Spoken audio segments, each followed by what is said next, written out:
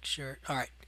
Okay, so this is combination of functions. And so as a review, let's kind of review this idea with combination of functions. And so if you're given that you have a function called f of x, which is 4x plus 1, and then there's another function called g of x, which is negative 5x squared plus 3. So let's suppose we have these two functions. This function is called function f, and this function is called function g. And let's suppose you want to find f of 2 plus 2 times g of 3. So f of 2 plus 2 times g of 3. All right, so the first thing you have to do is find f of 2. Now remember what f of 2 means. So notice there are two different functions here. So f of 2 means I need to use function f. So you got to use this one. You cannot use this one because that's function g. So go off to the side and figure out what f of 2 is. So f of 2 means wherever you see the variable x, you're going to substitute 2. So I see an x here. So it becomes 4 times 2, because remember you're going to substitute 2 here, plus 1. So that's going to be 4 times 2 plus 1. So 4 times 2 is 8 using the order of operations, and 8 plus 1 is 9. So this part right here is 9. But I got to add that to 2 times g of 3. So now I got to find g of 3. Well, g of 3, to find the value of g of 3, I got to go to my function g. Well, this is your function g here. And wherever I see the variable x, I'm going to substitute 3. And so I only see the x variable here. So this is going to become negative 5 times 3 squared plus 3. Now remember, you got to use the order of operations, so you got to square first before you multiply. So 3 squared is 9, so I get negative 5 times 9 plus 3. So that's negative 45 plus 3. And a negative 45 plus 3 is a negative 42. So this becomes, this right here becomes 2 times a negative 42. So then I get 9 plus, and remember a positive 2 times a negative 42 is a negative 84. And then if you need to use your calculator, use your calculator. So a negative 84 and a positive 9 is going to be a negative 75. So the answer there is negative 75.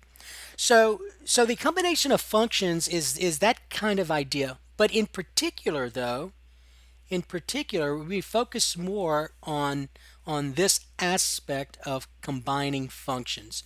So combination of functions just means that you're combining functions. Combining functions. And so that's what we did here. We combined these two functions into something else. Okay, so let's look at this idea. All right, so if you have two functions,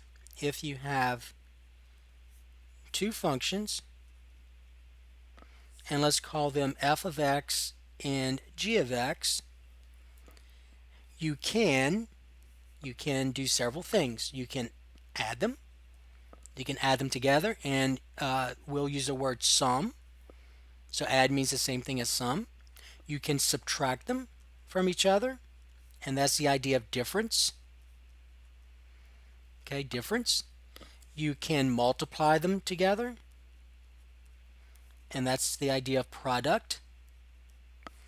You can divide them, and that's the idea of quotient. So sum is to add, difference is subtract, product is multiply, quotient is divide. All right, now here's the way it's going to look. So on the worksheet and in my math lab and on your test, it'll say something like this. The notation's important. So I'm going to put the word notation. So this notation is important. So if you see something that looks like, in parentheses, f plus g at x. Now that's how you read this. You read this as f plus g at x. F plus g at x. This does not mean multiply. Okay, so don't think that means multiplication right here. That's not multiplication. This notation means f plus g at x. And by definition, mathematically, that notation means this. Means f of x plus g of x. So that's what that notation means. So that's the same idea that we're using here. F of x and g of x. All right. So whenever you see this notation, and you saw it on the worksheet if you did that worksheet, and you're going to see it on test 3, make sure you know that that notation by definition means the same thing as this.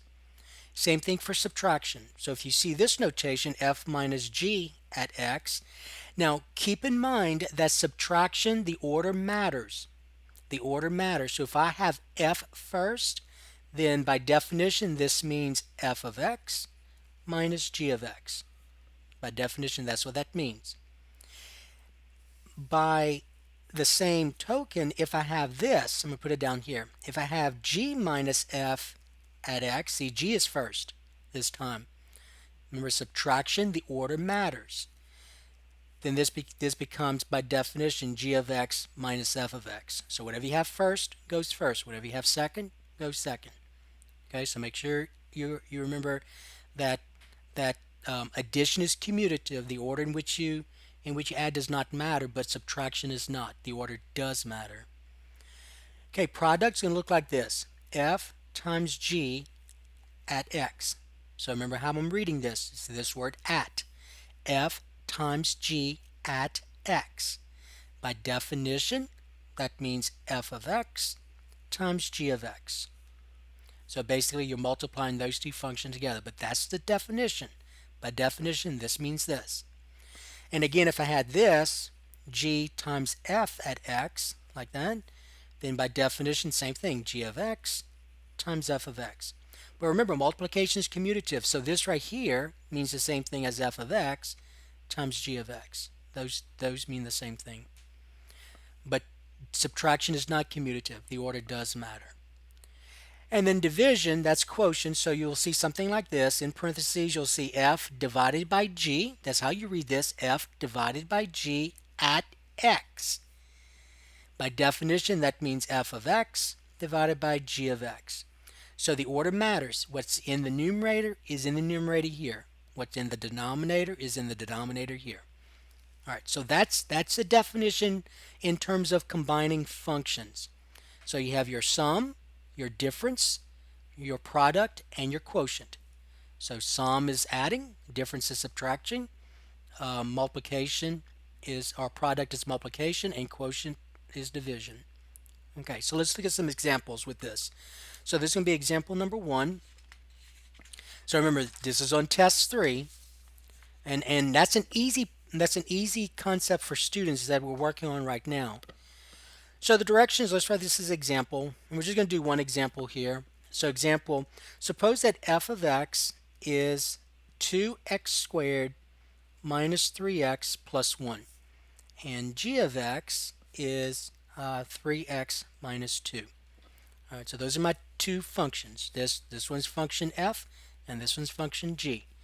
And let's suppose I want to find, and let's call this a. Let's suppose in a I want to find g minus f at x. G minus f at x. Okay, so remember our definition. So this notation, that notation means the same thing as g of x minus f of x. G of x minus f of x. Once you get to that point, then all you do is find out what g of x is, and then you're going to subtract f of x. Well, g of x is this, so that goes here. So I'm going to say that's going to be 3x minus 2. See, that's g of x, right? G of x is this. All right, that's g of x. Now be careful, you're subtracting. So I'm subtracting all of f of x, that function f of x. Well, f of x has 3 terms. So I got to put that in parentheses.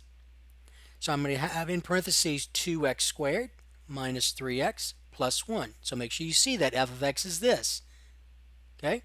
Now we're going to distribute. We're going to get rid of that parentheses. So make sure you put that in parentheses because you're subtracting all of these terms. So all of these signs have to change. So then I get 3x minus 2. The opposite of 2x squared is a negative 2x squared. The opposite of a negative 3x is a positive 3x. And the opposite of a positive 1 is a negative 1. And then all you do now for the answer is you combine like terms, and let's put in descending order. So I have a negative 2x squared. 3x plus 3x is 6x. A negative 2 and a negative 1 is a negative 3. So that is g minus f at x. So there's your answer. So notice this function subtracted from this function gives me this function. That's what you just found. So I combined those two functions by subtracting f of x from g of x. And I got this new function. And that's all it is. So that's the algebra of functions. That's combining functions. Let's look at part B. Part B, let's suppose we had this. F divided by g at x. F divided by g of x. All right, so now I'm dividing. Well, that's the quotient rule we're going to use. So that's going to be f of x divided by g of x. Well, f of x, remember, is this. All right, so that's going to go in the numerator. So that's f of x. I get 2x squared minus 3x plus 1 divided by, and then g of x is this. So that's going to be 3x minus 2. Now, remember, you want to simplify this if you can. All right, so I can factor the numerator. I can factor it. Watch, it will be 2x minus 1x minus 1 divided by 3x minus 2, but it's not going to help. None of those factors reduce. So this is going to be your answer. Just leave it like that. All right, part C. Let's suppose in C I had this. I had f times g at x. All right, so f times g at x. Now remember, by definition, that means f of x times g of x. So what I'm doing here is I'm multiplying those two functions together. I'm multiplying those two functions. Now be careful. Here's the way some of you are going to write it, and you're gonna lose some points, and you're going to be very upset. So you're going to say, well, f of x is 2x squared minus 3x plus 1 times, and then g of x is 3x minus 2. All right, that is true. F of x is this, and g of x is this, but that's not how you write this, because according to the way you've written it, the only two terms you're multiplying together is a 1 and a 3x. But what this means is you got to multiply all of this together. So you're multiplying a trinomial by a binomial. Okay, so make sure you see that this is a trinomial being multiplied by a binomial. So you cannot use the FOIL method. You cannot use the FOIL method in here, because remember, the FOIL method is where you multiply two binomials. So remember the way to do this? So that you're going to do it this way. So listen carefully. Every term here in this first parentheses has to be multiplied by that second polynomial. So here's the way I would write this. I would say, well, that's going to be 2x squared times 3x minus 2. So you're saying this times this, this times this, this times this.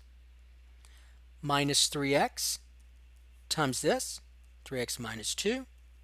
And then plus 1 times 3x minus 2. All right, so this polynomial, this first expression, has to be multiplied by the second. So this times this, this times this, this times this. And then all you do now is distribute. Use the distributive property. So 2x squared times 3x is 6x cubed. 2x squared times a negative 2 is a negative 4x squared. A negative 3x times a positive 3x is a negative 9x squared. A negative 3x times a negative 2 is a positive 6x. A positive 1 times 3x is a positive 3x. A positive 1 times a negative 2 is a negative 2. And then your final step, your answer, will be the next step, which you have to combine like terms now.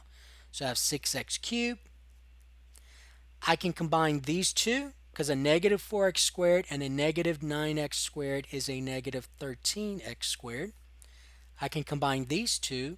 6x plus 3x is 9x, and then minus 2. And that is f times g at x. Okay?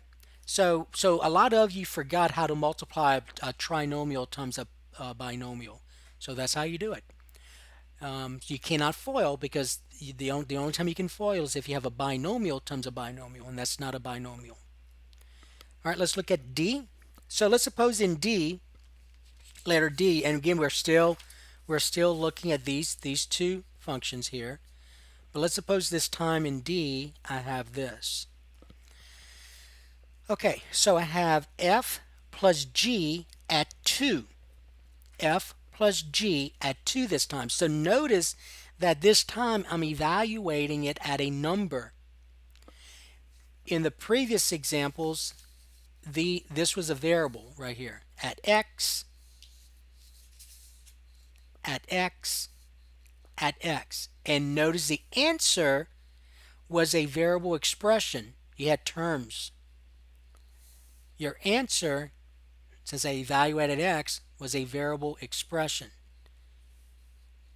At x, variable expression. So let's see what happens though if you evaluate at a number. Well, remember by definition, this notation, remember this notation means f of 2 plus g of 2. So remember that? That's what that means. And so let's go ahead now and figure out what f of 2 is. So remember f of 2, you got to go to function f, and where we see the variable x, you're going to substitute 2. So f of 2 will be, so again, where we see the variable x, substitute 2. So it'll be 2 times 2 squared minus 3 times 2 plus 1. And then using the order of operations, 2 squared is 4, 4 times 2 is 8, negative 3 times 2 is a negative 6, and then plus 1. 8 minus 6 is 2, 2 plus 1 is 3. So f of 2, so this right here, is 3. Plus, now we're going to find g of 2. So to find g of 2, I go to my function g this time, and wherever I see the variable x, I substitute 2. So this becomes 3 times 2 minus 2. 3 times 2 is 6. 6 minus 2 is 4. So this becomes 3 plus 4, which is 7. So the answer, you're going to say f plus g at 2 is equal to 7. All right. So notice that when we did the at x, we had variable expressions. When we do at a number, you end up with a number as the answer. All right, E. Let's suppose in E I had g minus f, that's a minus f at negative 3. Well, by definition, see, this notation means this. Remember, subtraction, the order matters. So you got to put g first. So by definition, this means g of negative 3 minus f of negative 3. And so just like we did with letter D, you can do the same thing. So let's go off to the side and figure out what g of negative 3 is. So remember, your function g of x is this. Let me go ahead and rewrite it. So g of x is 3x minus 2. So where we see the variable x, I'm going to substitute negative 3. All right, so I get 3 times negative 3 minus 2. 3 times a negative 3 is a negative 9. A negative 9 and a negative 2 is a negative 11. So that's this right here, negative 11. But then you're going to subtract whatever this is. So let's figure out what f of negative 3 is. Well, remember, f of x is 2x squared minus 3x plus 1. And so wherever we see the variable x, I'm going to substitute negative 3. So this becomes 2 times negative 3 squared minus 3 times negative 3 plus 1. And order of operations, negative 3 squared, right here, negative 3 squared is 9. 9 times 2 is 18. Negative 3 times a negative 3 is a positive 9, and then plus 1. So 18 plus 9 plus 1 is 28. So this right here is 28. So then I have negative 11 minus 28, which is going to be a negative 39. All right, so the answer, you're going to say g minus f at negative 3 equals a negative 39. All right, and then let's do one more. So letter F, let's suppose I want to find f times g at 4. F times g at 4. So f times g at 4, remember by definition, this means f of 4 times g of 4. So f of 4 times g of 4. So let's rewrite the function f. So f of x, remember, is 2x squared minus 3x plus 1. So we see the variable x, you're going to substitute 4. So f of 4 will be 2 times 4 squared minus 3 times 4 plus 1. 4 squared is 8. 8 times 2 is 16. Negative 3 times 4 is a negative 12 plus 1. So that's going to be 4 plus 1, which is 5. So f of 4 is 5. But then you're going to multiply that by g of 4. And g of x, let me go ahead and put that here. So g of x, remember, is 3x minus 2. So we see the variable x, you're going to substitute 4. So I get 3 times 4 minus 2. So that's 12 minus 2, which is 10. So I get 5 times 10, which is 50. So f, the answer, f times g at 4 equals 50. All right, let's do a quotient and then we'll look at the next topic. So a quotient. So letter E, F, G. So letter G, let's suppose I had G divided by F at, let's say, negative 1. G divided by F at negative 1. All right. Now, again, by definition, this means G of negative 1 divided by F of negative 1. So remember, the G is in the numerator. That goes in the numerator.